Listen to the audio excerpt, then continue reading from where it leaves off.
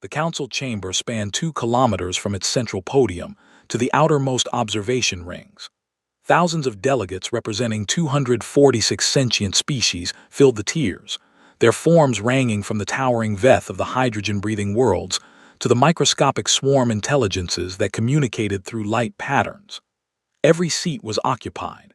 Every eye, sensory organ, or equivalent perception apparatus focused on the central platform. High Mediator Threx of the Ryloth Combine raised all 4 arms, commanding silence that settled across the massive space like a held breath. His carapace, polished to a deep copper sheen, reflected the chamber's golden illumination as he addressed the assembly. 246 times this council has extended welcome to a new starfaring civilization. Today marks the 247th such occasion. His voice, translated across 1,000 languages simultaneously, carried genuine warmth. The species that calls itself humanity has achieved faster-than-light travel. They have reached beyond their home system. They have found us, as we found so many before. On the observation screens, Earth rotated slowly against the black of space. Blue oceans, green continents, white cloud swirls. Nothing exceptional by galactic standards, except for the faint shimmer of orbital infrastructure that human engineers had constructed in less than 2 centuries of industrial expansion. The human delegation stood at the base of the podium, 7 individuals in simple dark blue uniforms. They looked fragile compared to the armored Ryloth guards flanking the chamber entrances. Soft bodies, no natural weapons, their senses limited to narrow bands of light and sound. By every biological metric, humanity should have been a minor addition to the galactic community, another curious species destined for peaceful obscurity. Ambassador Helena Voss stepped forward. Her gray hair was pulled back severely from a face that had seen 70 Earth years, including the final unification wars that had ended just before her birth. Her ancestors had fought in those conflicts. Her grandchildren would learn about them in history classes. But the scars remained, passed down through stories and bones and the chemical residue of generational trauma. High Mediator, esteemed delegates. Her voice carried no tremor. On behalf of the United Human Governments, I thank you for this honor. Humanity has dreamed of the stars for 10,000 of our years. We have written stories about the beings we might find there. Some of those stories were hopeful, some were cautionary. All of them were, in retrospect, insufficient. A ripple of amused murmurs passed through the chamber. The Thashan delegation, a species of aquatic beings who experienced emotion through color shifts, pulsed a pleased lavender. The council loved humble newcomers. Humble newcomers signed treaties. Humble newcomers accepted their place in the established order. Threx smiled, showing the double rows of grinding plates that served his species as teeth. Ambassador Voss, your people have much to learn about the galaxy, but you will find that the Council exists to guide younger species through the challenges of interstellar civilization. There are protocols, there are alliances, there are protections. You are no longer alone. The human ambassador returned the smile. Hers did not show teeth, but something in her posture shifted, a minute adjustment that made the Ryloth guards shift their weight onto their rear legs. A survival instinct they could not explain. We appreciate the offer of protection, High Mediator, but humanity has a few questions first about how those protections have worked for other council members. The celebration continued around her, oblivious to the change in temperature. Delegates toasted with various liquids. Music from a dozen worlds swelled through the speakers.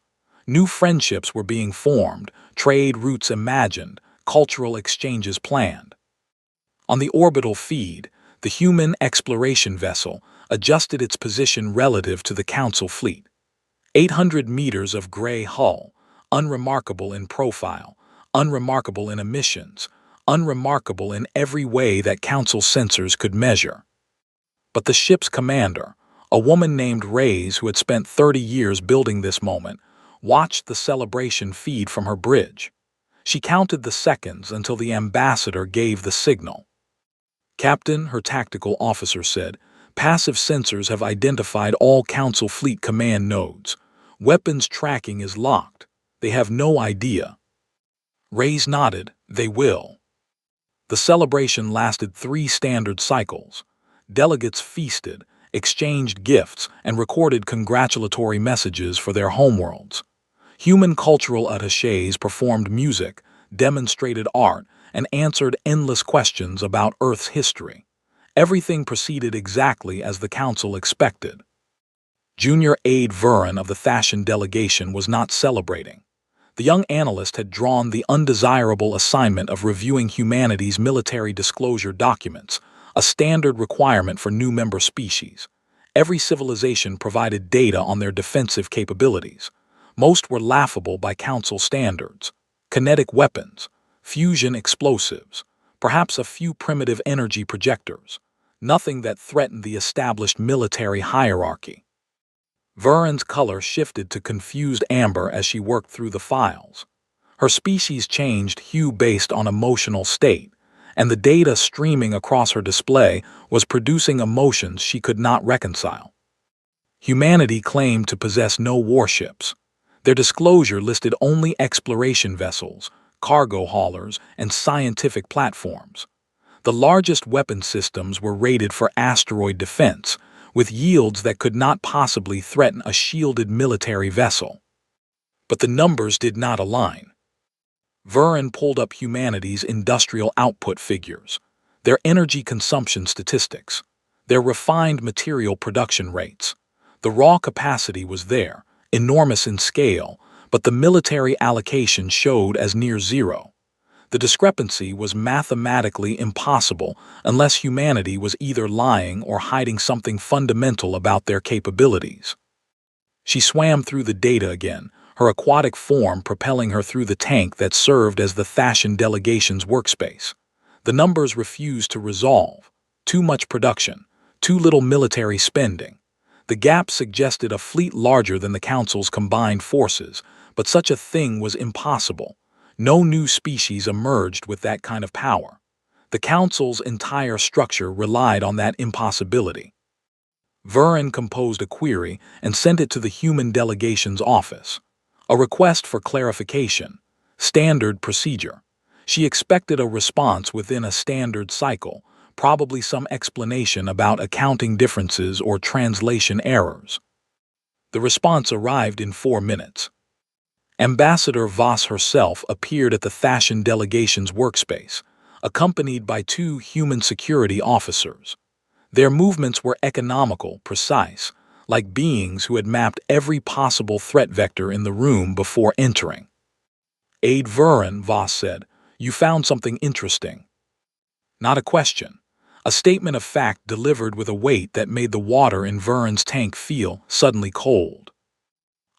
Yes, Ambassador. The military expenditure figures don't match your industrial capacity. There appears to be a significant discrepancy. Voss nodded slowly. There is no discrepancy. You're seeing exactly what we intended you to see. But the fact that you noticed suggests you're more capable than most of your colleagues. Vurin's color shifted to warning orange. I don't understand. The ambassador turned to look through the tank's transparent wall at the celebration still ongoing in the main chamber. Delegates laughed and sang, and congratulated themselves on another peaceful integration. Tell me, Aide, how does the Council enforce its rulings when a member species refuses to comply? Vurin hesitated. The question was not difficult, but something about the way Voss asked it made the answer feel dangerous. The Council maintains a peacekeeping fleet. If diplomatic measures fail, the fleet can be deployed to compel compliance.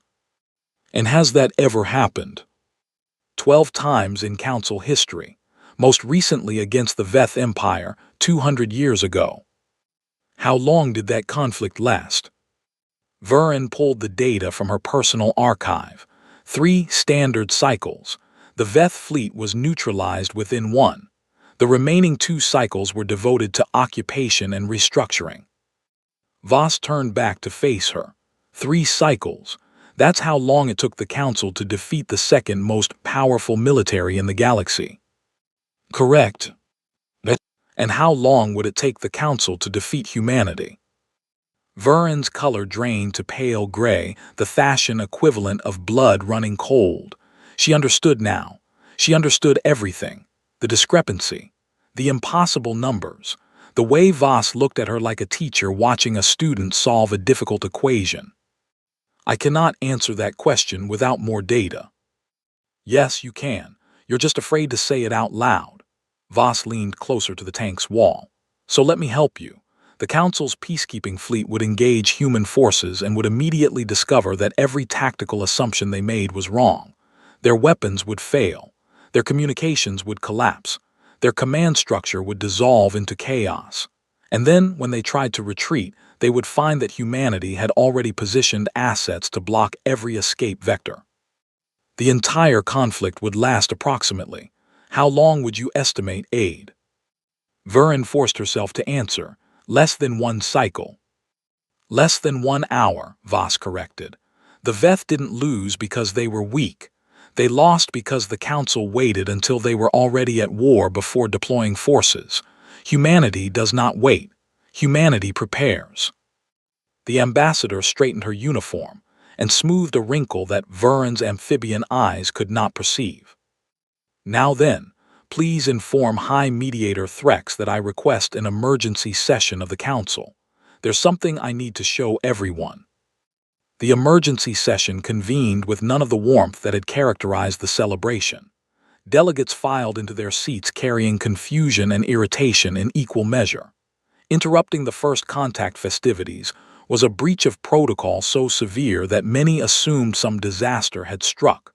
A plague, a spatial anomaly, an attack by one of the minor powers beyond Council space. When Ambassador Voss took the central podium alone, without the rest of her delegation, the chamber's ambient noise faded to near silence. Esteemed delegates, I apologize for the disruption. What I am about to say cannot wait for formal procedures. It cannot be softened through diplomatic channels or buried beneath layers of bureaucratic processing. The galaxy is changing, and you need to understand how profoundly. High Mediator Threx's primary arms crossed over his chest, while his secondary arms gripped the edge of his elevated platform. Ambassador, this is highly irregular. The Council has protocols for managing weaker species, Voss interrupted. For controlling access to technology. For maintaining a hierarchy that ensures Ryloth and the other founding members never face a threat they cannot contain. Those protocols work beautifully when the new species arrives with weapons that cannot penetrate your shields, ships that cannot match your speed, and economies that cannot compete with your established trading blocks. She paused, letting the weight of her next word settle across the chamber. But what happens when a species arrives with none of those limitations? On the observation screens, the human exploration vessel began to change. Hull panels retracted along precise geometric lines, revealing weapon emplacements that had been hidden beneath standard plating. Energy signatures spiked across every sensor band as power cores that had been running at 5% capacity surged to operational levels. The ship's true dimensions became visible as false hull sections fell away. 800 meters became 2,000. 2,000 became 5,000. The vessel unfolding in high orbit was not an exploration ship. It was not a cargo hauler or a scientific platform. It was a dreadnought. Council sensor officers shouted warnings across their networks. Fleet commanders demanded explanations. Defense systems that had been on standby status scrambled to full combat readiness, but it was already too late. The dreadnought had positioned itself at the precise gravitational node that controlled access to the entire system. Every approach vector, every escape route, every tactical advantage belonged to the humans, and they had claimed it while the Council celebrated. Threx rose from his seat, all 4 arms extended in a gesture of shock his species had not used for centuries. What is the meaning of this? You cannot. The Council will not. This is an act of war. It is an act of introduction, Voss replied. You wanted to meet humanity. Here we are. The chamber erupted. Delegates shouted accusations and demands. Some species began evacuating their diplomatic personnel. Others locked down their sections of the council complex, preparing for a siege. A few simply sat in stunned silence, unable to process what their senses were telling them. A human female had just stood before the most powerful assembly in the galaxy and revealed a weapon capable of destroying everything they had built. And she was still talking. "The council has existed for 12,000 years," Voss continued, her voice cutting through the chaos. "In that time, you have encountered 246 spacefaring species. You have integrated them into your systems, regulated their development, and ensured that no single civilization could challenge the established order. It is an impressive achievement. It is also a fragile one." She activated a holographic display showing the Council's military deployments. Red dots marked fleet positions across the galaxy. Blue dots marked human vessels that Council sensors had identified during the initial contact period. There were far more blue dots than the Council had detected. "Every species you've encountered reached the stars through gradual technological progression. They developed FTL, expanded to nearby systems, and eventually made contact with your borders. Humanity did not follow that path. We reached the stars through desperation, through the wreckage of wars that nearly ended our species. We did not develop technology in peaceful laboratories. We forged it in fire, tested it in blood, and refined it through suffering you cannot imagine." The holographic display shifted to show Earth's history compressed into minutes. Wars, plagues, environmental collapse, near-extinction events followed by recoveries followed by new disasters. The Council watched humanity's homeworld burn and rebuild and burn again, each cycle producing harder, sharper, more dangerous survivors. "When we finally reached the stars," Voss said, "we did not find a council waiting to welcome us. We found silence, empty space, the ruins of civilizations that had risen and fallen before we learned to walk upright. And we asked ourselves, what happened to them? What force could wipe out species that had endured for millions of years?" The display shifted again, showing the borders of council space expanding over time, absorbing territory, absorbing species, absorbing power.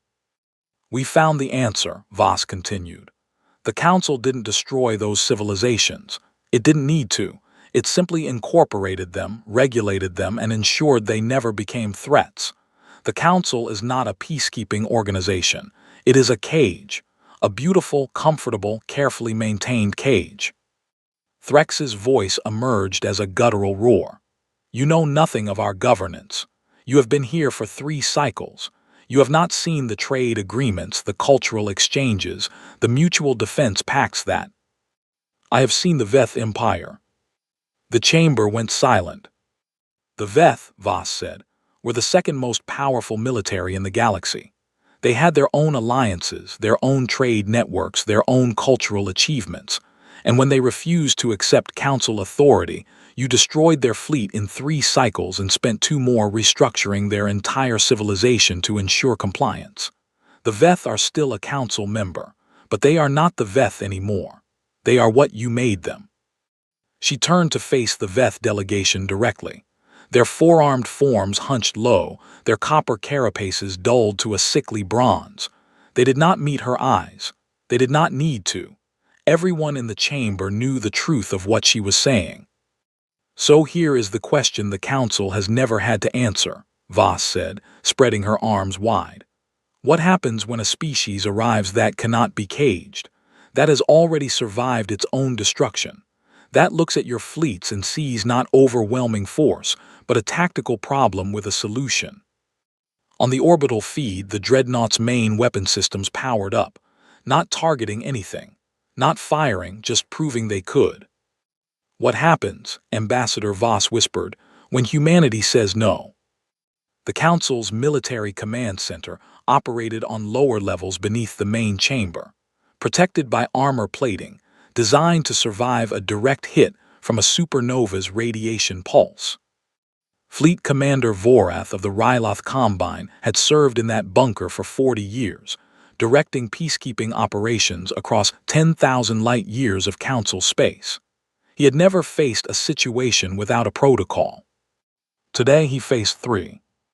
"Confirm those weapon classifications," he ordered, his primary hand stabbing at sensor displays while his secondary hands coordinated fleet movements.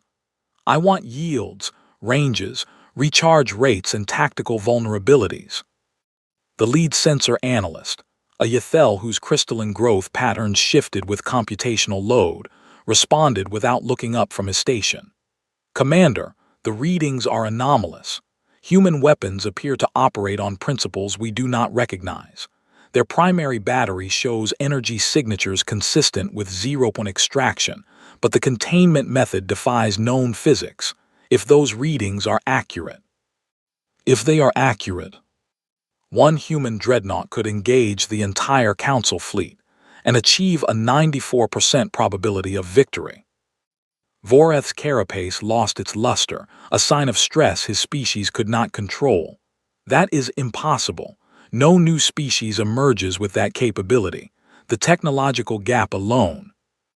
The gap only exists because the Council has carefully controlled technology distribution for 12,000 years. The Yathel finally turned, his crystalline face reflecting Voreth's own horror back at him. Humanity did not receive technology from the Council. They developed it themselves, and they developed it under conditions no Council species has experienced. Voreth demanded the data. The Yathel provided it. Earth's recorded history stretched back 4 billion years, but the relevant portion covered only the last 10,000. Human civilization had risen and fallen with terrible frequency. Empires that spanned continents collapsed into chaos. Scientific breakthroughs were lost and rediscovered and lost again. The Industrial Revolution, which had taken Council species centuries to achieve, occurred on Earth in less than 100 years.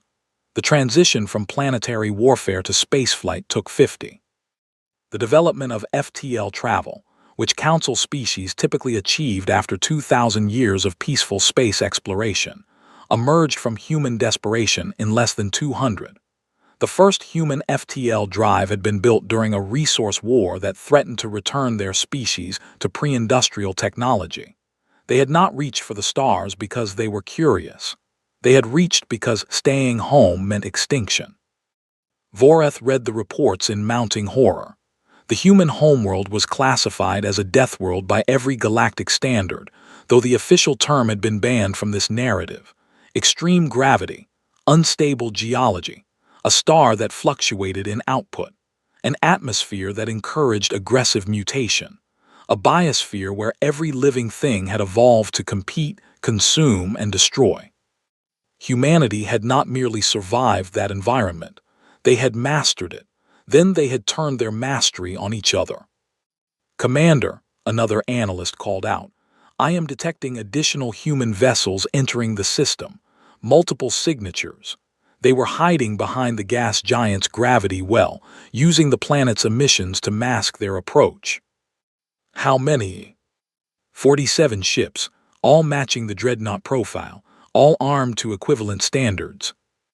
Voreth's secondary hands clenched so hard his claws drew fluid from his palms. 47 dreadnoughts. Even if the initial estimates were wrong by a factor of 10, 47 ships of that class could shatter the Council's peacekeeping fleet in a single engagement. "What do they want?" he whispered.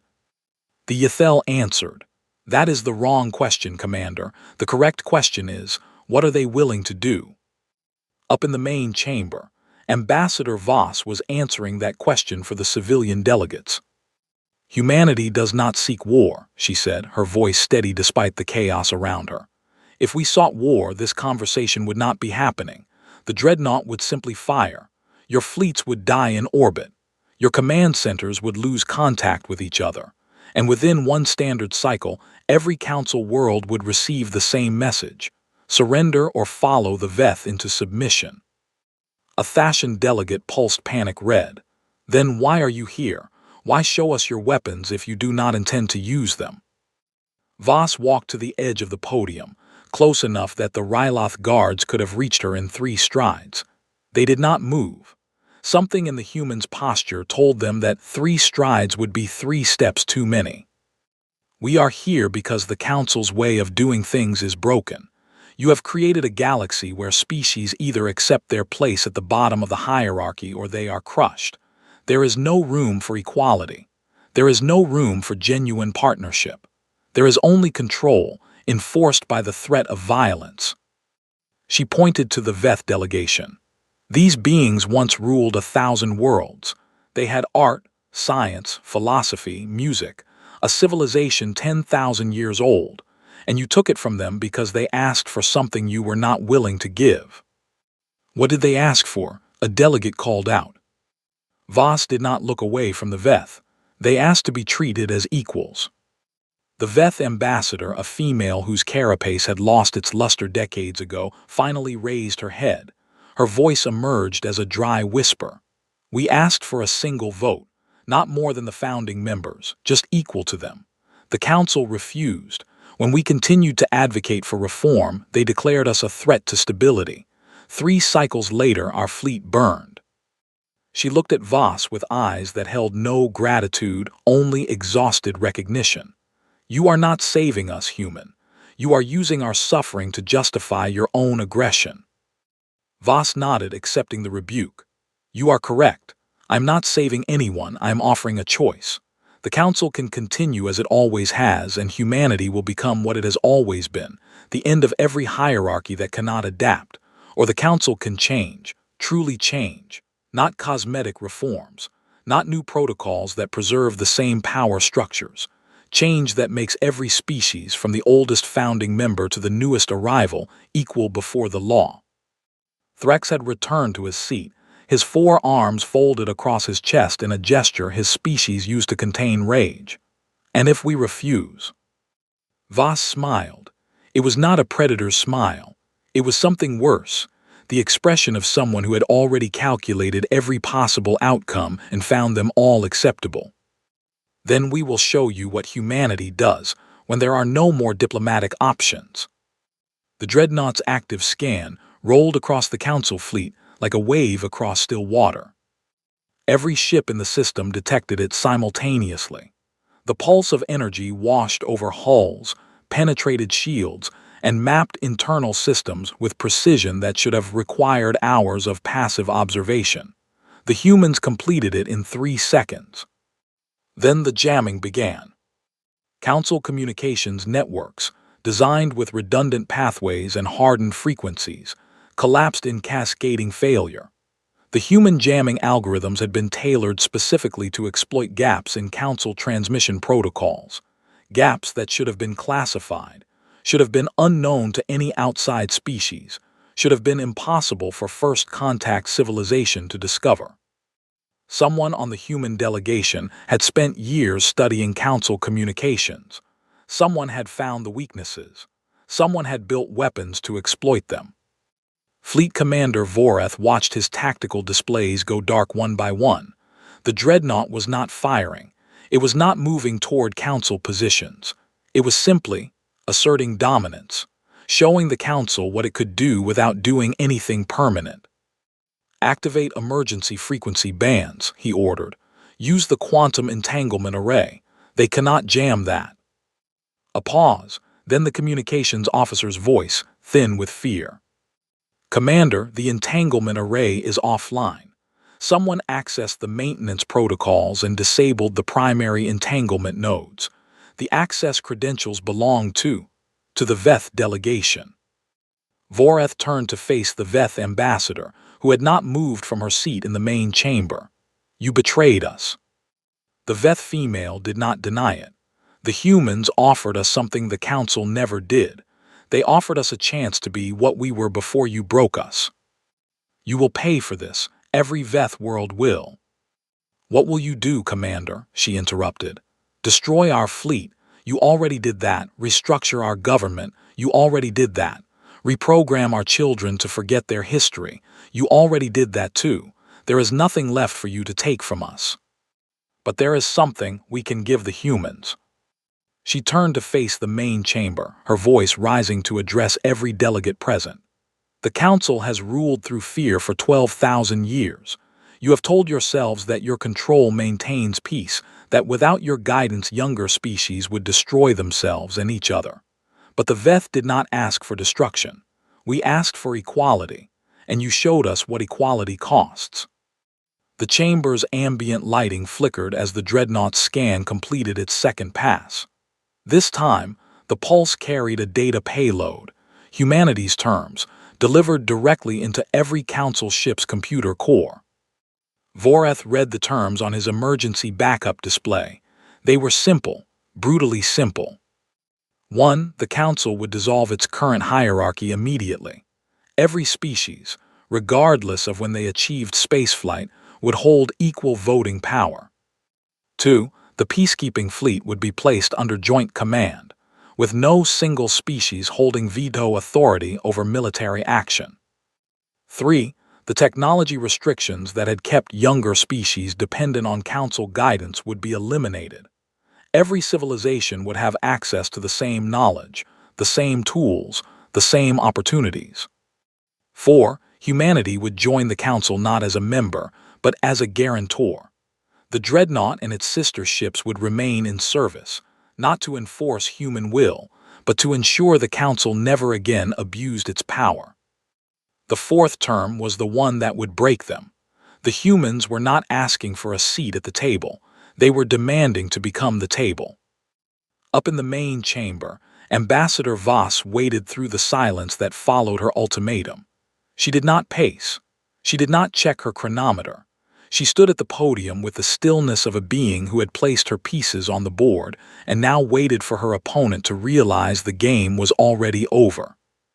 High Mediator Threx finally spoke, his voice stripped of its earlier warmth. You understand that we cannot accept these terms. The Council has existed for 12 millennia. Our laws, our traditions, our entire civilization is built on the principles you are demanding we abandon. I understand, Voss replied. I also understand that the Council has changed before. When the swarm intelligences joined, you rewrote your communication protocols. When the hydrogen breathers demanded representation, you redesigned the chamber's atmospheric systems. You have always adapted when the alternative was worse.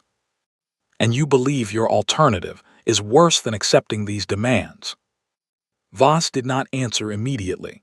She looked up at the observation screens, where the Dreadnought hung against the stars like a promise carved from metal and fire.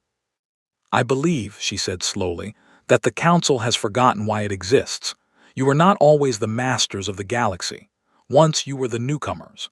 Once you asked older species to accept you as equals, and they refused, so you fought. You bled, you died, and eventually you became what you once hated, the gatekeepers, the controllers, the ones who decide who rises and who falls. She turned back to face Threx. Humanity has made that same journey. We have been the oppressed and the oppressor, often at the same time. We have built empires and watched them crumble. We have committed atrocities and been victims of atrocities. And out of all that suffering, we learned one truth that your Council has forgotten. The chamber held its breath. Power does not corrupt, Voss said. Power reveals. Give a being the ability to harm others without consequence, and you will see exactly what that being truly is. The Council has held that power for 12,000 years. Humanity has seen what you are. She activated her final display.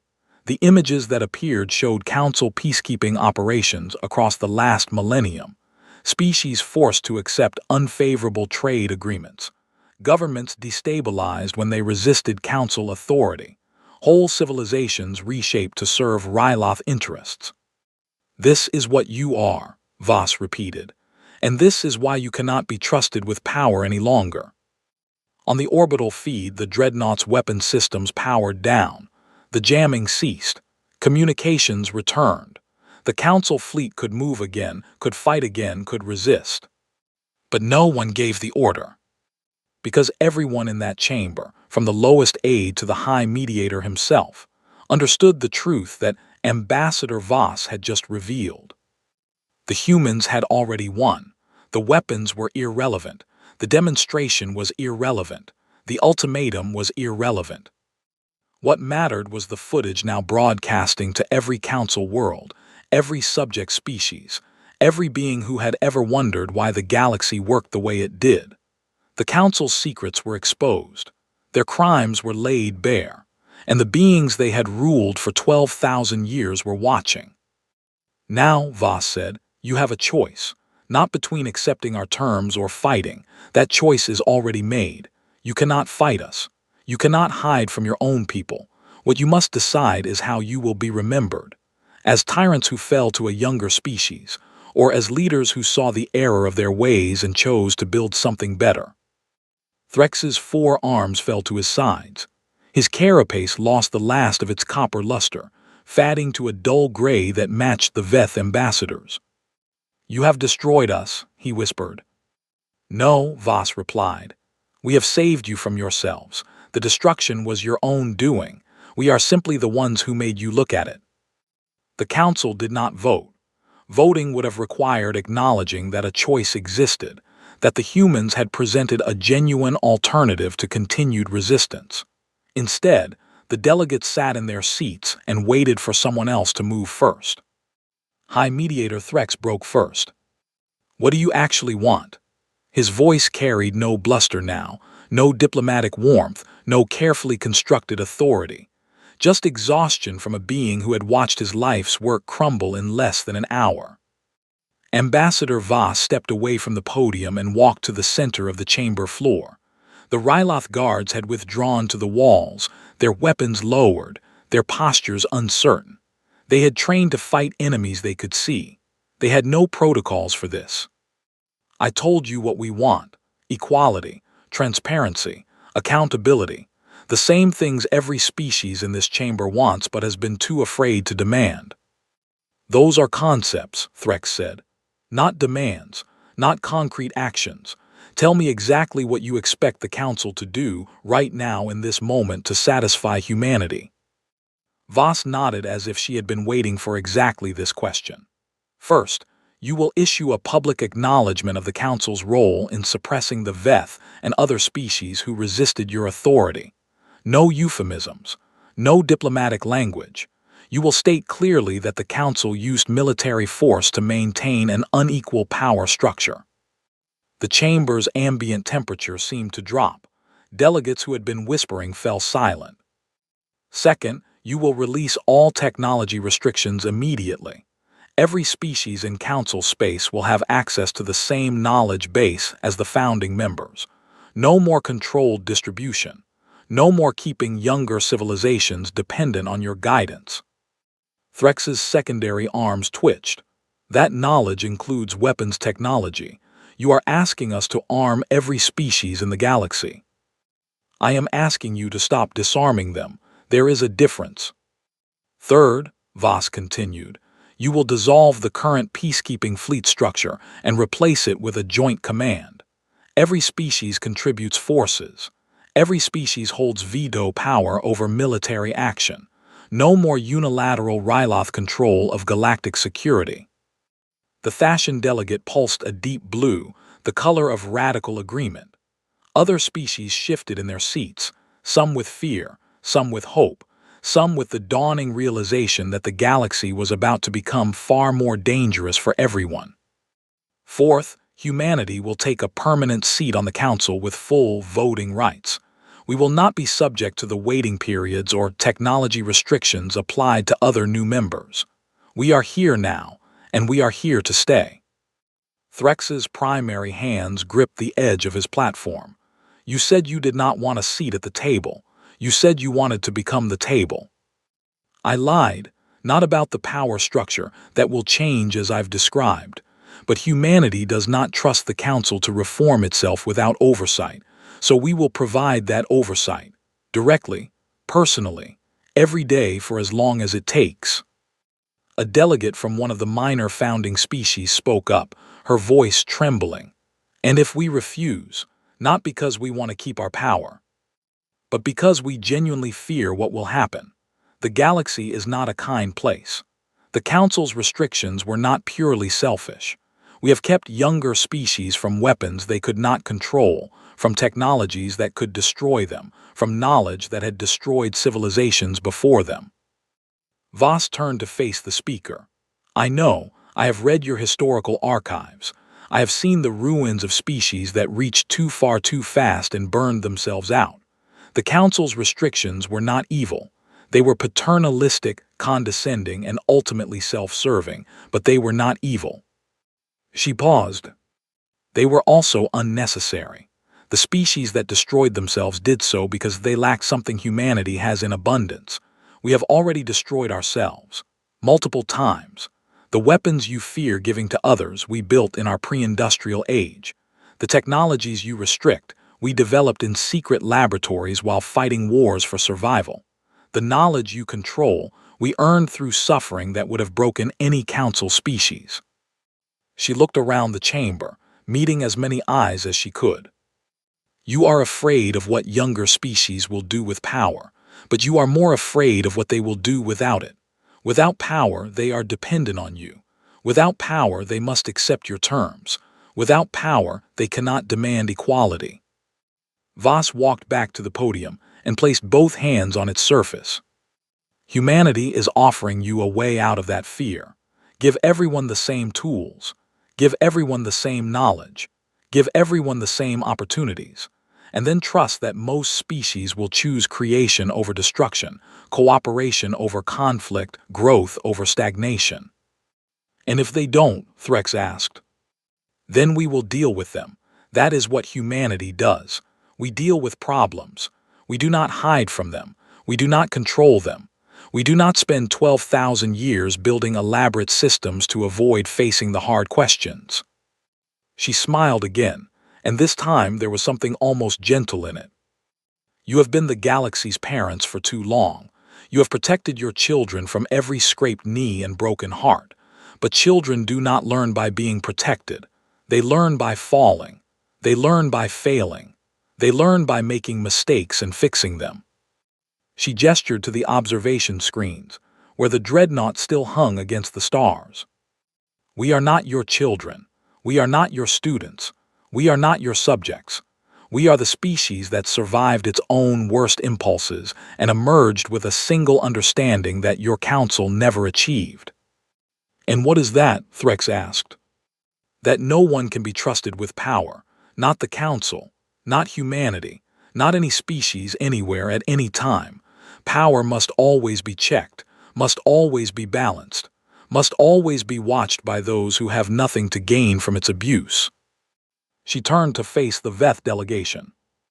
The Veth asked for equality and were crushed. The Thasians asked for representation and were ignored. The swarm intelligences asked for recognition and were dismissed. Every species that has ever questioned council authority has been silenced, one way or another. She turned back to Threx. No more. The chamber held its breath. Threx's carapace flickered between gray and copper, as his internal conflict played out across his shell. Finally, his color settled on a muted bronze, not the bright copper of confidence, not the dull gray of defeat, but something in between. You have given us no time to think, he said. No time to consult our governments. No time to prepare our populations for the changes you demand. We have given you 12,000 years, Voss replied. You chose to spend them building walls instead of bridges. The time for preparation ended when humanity arrived. She opened her arms wide. So what will it be, High Mediator?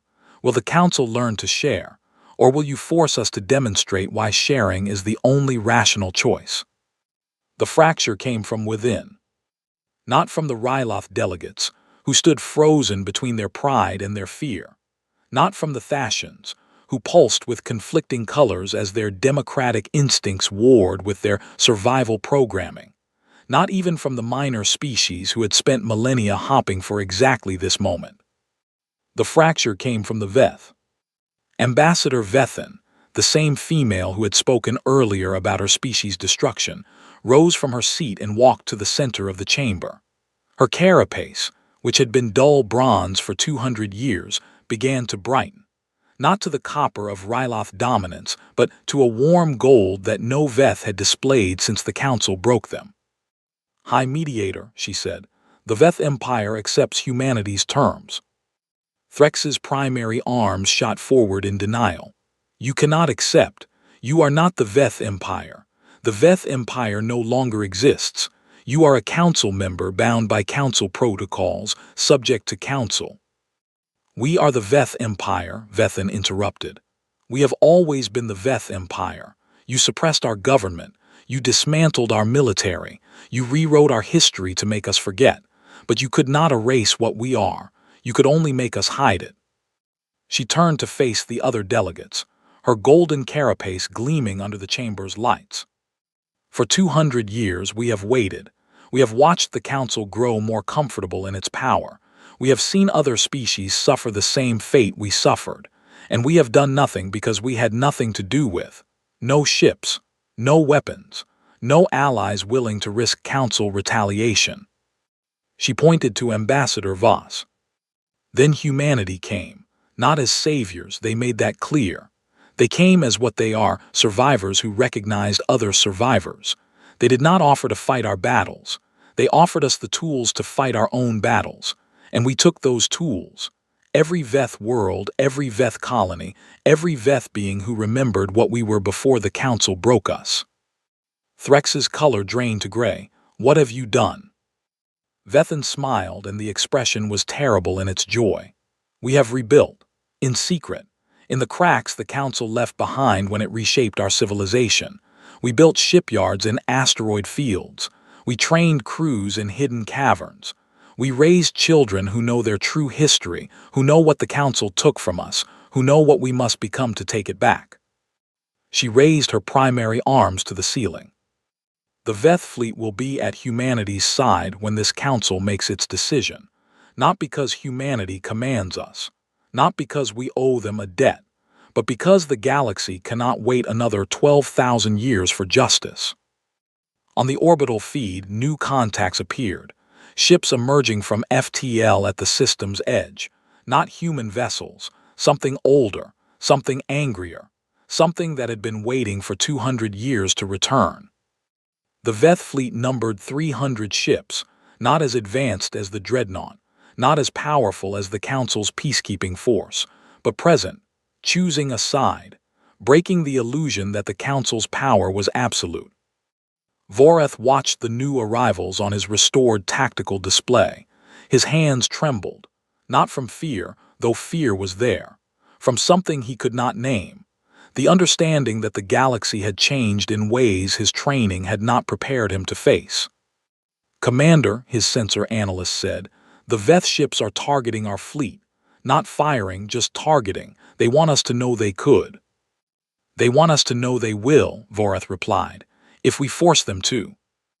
Up in the main chamber, other delegations began to move.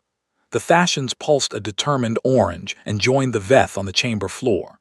The swarm intelligences flickered patterns of agreement. One by one, species that had suffered under council authority rose from their seats and walked to stand with the beings who had finally given them permission to hope. Within 10 minutes, half the chamber had crossed the floor. Threx looked at the remaining delegates, the Ryloth, their closest allies, and the species who had benefited too much from the old order to risk change. They were outnumbered now, not in military terms perhaps, but in the only terms that would matter when the history of this day was written. You have broken the council, he said to Voss. The council was already broken, she replied. We simply showed everyone the cracks. She walked to where Threx stood, close enough that the guards could have reached her, close enough that the High Mediator could have struck her. She did not flinch. Here is the truth you do not want to hear, Threx.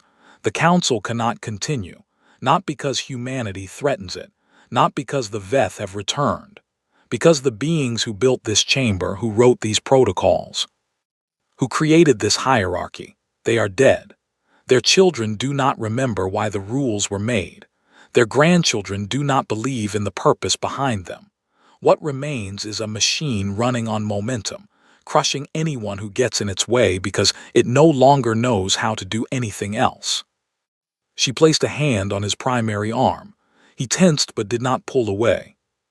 You have a chance to end this peacefully, to be remembered as the leader who chose reform over destruction, not because you are weak, because you are strong enough to admit that the old ways have failed.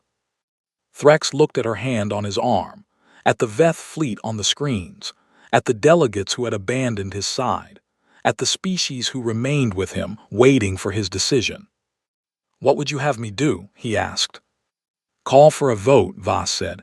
"A real vote, every species equal voice. Let the council decide its own fate. And if the vote goes against you, then we will accept the result, and so will the Veth, and so will every species that crossed this floor today. We will take our case to the galaxy and let the people decide, but we will not fire a single shot.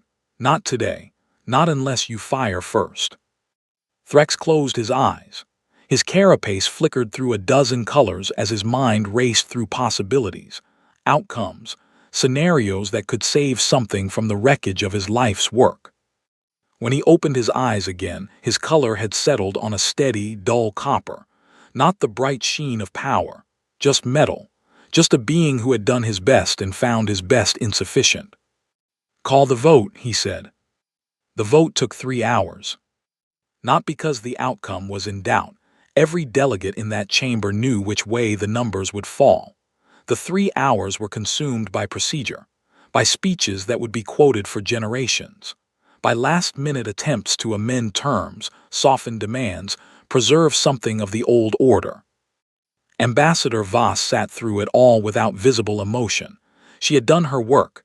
The pieces had moved. Now she watched the board settle into its new configuration.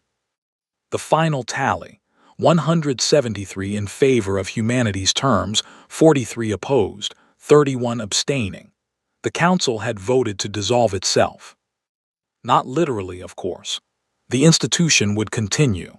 Too many treaties, too many trade agreements, too many shared systems depended on its existence. But the power structure that had governed the galaxy for 12,000 years ended in that moment, with a vote that no one could challenge because everyone had participated. High Mediator Threx announced the result in a voice stripped of its former authority. "The Council accepts the terms presented by humanity. Effective immediately, all technology restrictions are lifted. The peacekeeping fleet will be restructured under joint command, and every species in Council space will hold equal voting power." He paused, looking at Voss with eyes that held no anger, only exhausted acceptance. "Humanity will take its seat as a full member of this body, with all rights and responsibilities that entails. The Veth Empire will be restored to its former status as an independent civilization, and the galaxy will change." The chamber erupted, not with the polite applause of diplomatic ceremony but with genuine noise. Delegates shouted questions, congratulations, warnings, demands. Some wept, some laughed, some simply sat in stunned silence, unable to process what had just happened. Voss walked to the Veth ambassador and extended her hand. "Congratulations, Ambassador Vethan, the war is over." Vethan took the hand, her golden carapace shining bright enough to light the space between them. "The war is never over, human. You know this. You have the same scars we do. Then the battle is over, for now. We'll take the victories we can get." The two women stood together as the chamber swirled around them. Old enemies becoming new allies becoming something neither had words for yet. High Mediator Threx found Voss 3 hours later, after the delegates had returned to their quarters and the chamber had emptied. She stood alone at the observation window, watching the Dreadnought maintain its position above the Council homeworld. "You never intended to fire those weapons," he said. "It was not a question." Voss did not turn around. "Correct. The demonstration, the jamming, the threats, all of it was theater. All of it was necessary. You would not have listened otherwise. None of you would have listened. You had too much invested in the old system, too much pride, too much fear of what would happen if you admitted it had failed." Threx moved to stand beside her, his 4 arms folded behind his back. "And now, what happens now that we have admitted it? Now the hard work begins. Building something new is always harder than tearing something down. You'll face rebellions from species who like the old way, power struggles as everyone adjusts to their new status, Conflicts that the Council used to suppress will resurface because no one is suppressing them anymore. That sounds like a nightmare. It is a nightmare. It is also the only way forward. The Council's peace was a lie. It was peace bought at the price of freedom, equality, justice. That kind of peace does not last. It only postpones the inevitable collapse. Voss finally turned to face him. Her eyes held no triumph, no satisfaction, just the same exhaustion that had settled into Threx's bones. Humanity could have conquered you. We had the fleet. We had the weapons. We had the element of surprise. We could have shattered the Council in a single battle and claimed the galaxy for ourselves. Why didn't you? Because we have been conquerors before. We have ruled empires. We have crushed weaker civilizations. And every time it ended the same way: rebellion, collapse, generations of suffering followed by generations of recovery. We learned that lesson the hard way. We bled that lesson into our soil for thousands of years. She gestured to the Dreadnought. That ship is not a weapon of conquest. It is a weapon of last resort. It exists to ensure that no one, not the Council, not humanity, not any species in this galaxy, can ever again claim absolute power. It is the gun on the wall, the reminder that someone is watching, the guarantee that the powerful cannot simply do whatever they want without consequence. Threx studied her face for a long moment. You are not what I expected. No one ever is. That is the problem with expectations. You look at a species and see what you want to see: predators or prey, masters or servants, winners or losers. You never see individuals. You never see the messy, contradictory, impossible reality of beings who contain multitudes. She smiled, and this time there was warmth in it. Humanity contains multitudes, High Mediator. We are the species that built concentration camps and the species that liberated them. We are the species that dropped atomic bombs and the species that banned them. We are the species that enslaved each other and the species that fought for 300 years to end slavery. You cannot reduce us to a single word. You cannot fit us into your categories. We will always surprise you. Threx nodded slowly. I believe you. Good, because the next surprise is coming soon. She turned back to the window. The galaxy is about to become very dangerous. Every species with access to advanced weapons, every civilization with grievances against its neighbors, every faction that sees opportunity in chaos, they will test the limits of this new order. There will be wars. There will be atrocities. There will be moments when you regret ever agreeing to this. And what will humanity do then? Voss's reflection in the window showed her smile fading. What we have always done: survive, adapt, and remind everyone why they should be very careful about starting fights they cannot finish. She left him there, alone with his thoughts and the stars. Threx watched her go, then turned back to the observation window. The Dreadnought hung against the black, silent and patient, waiting for whatever came next. He had spent 12,000 years building a system that was supposed to prevent exactly this moment. A system that was supposed to ensure no species could ever challenge Ryloth's supremacy. A system that had failed, not because it was weak, but because it had forgotten why it existed.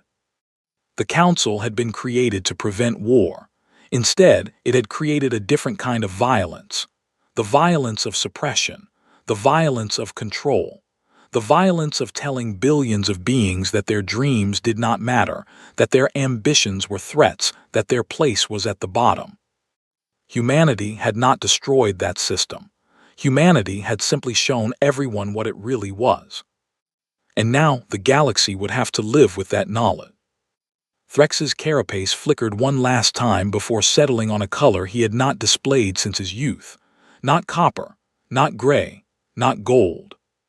Something new, something that had no name yet. Something that might, if he was very lucky and very careful, become hope. On the bridge of the Dreadnought, Captain Reyes watched the Council homeworld rotate below her ship. Her crew worked around her, monitoring systems, updating charts, preparing for the long mission ahead. "We did it," her tactical officer said. "We actually did it." Reyes shook her head. We did nothing. The ambassador did it. The politicians did it. We just sat here and looked threatening. Looking threatening was important. Without us, they would have laughed her out of the chamber. Maybe, maybe not. We'll never know now. She turned to face her crew. But listen to me, all of you. This is not over. This is not a victory. This is the beginning of something, and beginnings are fragile. The Council will test us. The Veth will test us. Every species in this galaxy will test us, because that is what beings do when the rules change. They push. They probe. They look for weaknesses.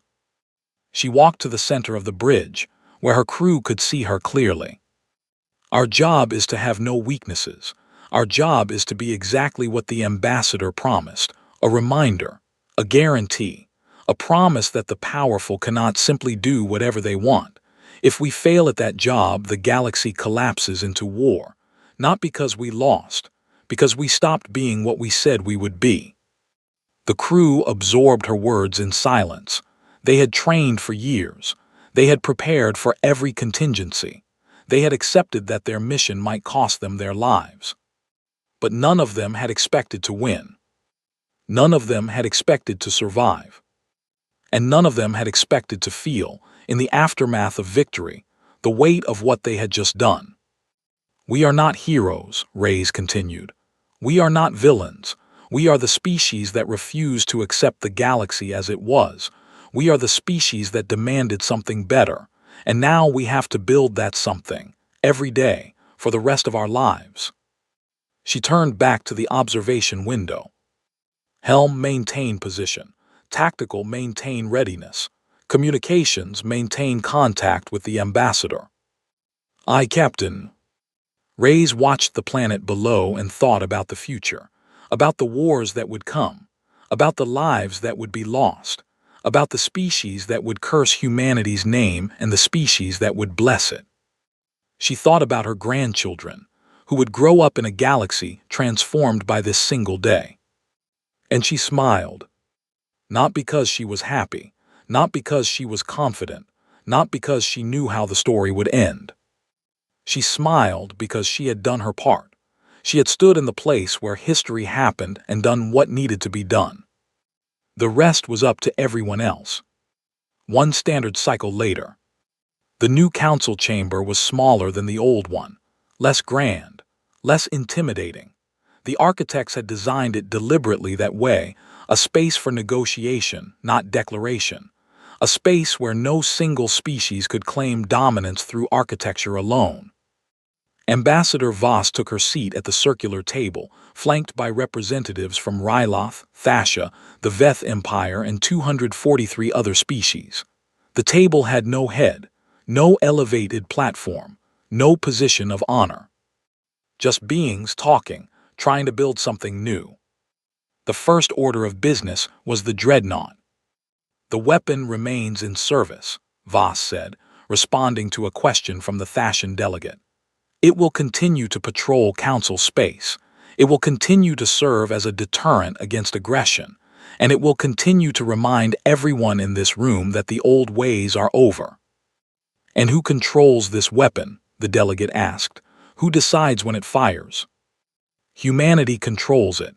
Humanity decides. But we have agreed to submit to council oversight.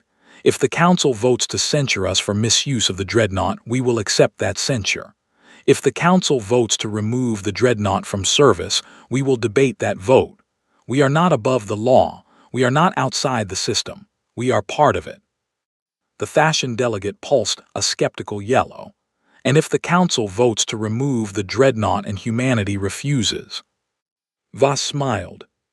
Then we will have proven that we are no better than the council we replaced, and the galaxy will have to deal with us the same way it dealt with the old tyrants, through resistance, through rebellion, through the endless struggle of beings who refuse to accept that anyone has the right to rule them without consent. She looked around the table. That is the difference between humanity and the council. We do not claim to be above accountability. We do not claim to be wise enough to rule without oversight. We claim only to be willing to try something new, to build a galaxy where power is shared, where voices are equal, where no species can hide behind tradition or authority to justify oppression. She placed her hands on the table. Will we fail? Probably. Will we make mistakes? Certainly. Will we sometimes be the villains in someone else's story? Absolutely. But we will keep trying. We will keep fighting. We will keep demanding that the galaxy be better than it is. She stood. And that, esteemed delegates, is the only promise humanity has ever made. Not that we will save you, not that we will protect you, not that we will be your guardians or your guides.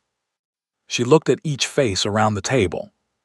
Just that we will never stop demanding more. The chamber fell silent. Then slowly the Veth ambassador began to clap. Others joined. Within a minute the entire table was applauding, not in celebration but in acknowledgement of the moment, of the change, of the impossible fact that they were all still here, still talking, still trying. High Mediator Threx, now just another voice at the table, caught Voss's eye and nodded once. She nodded back. The work had begun. And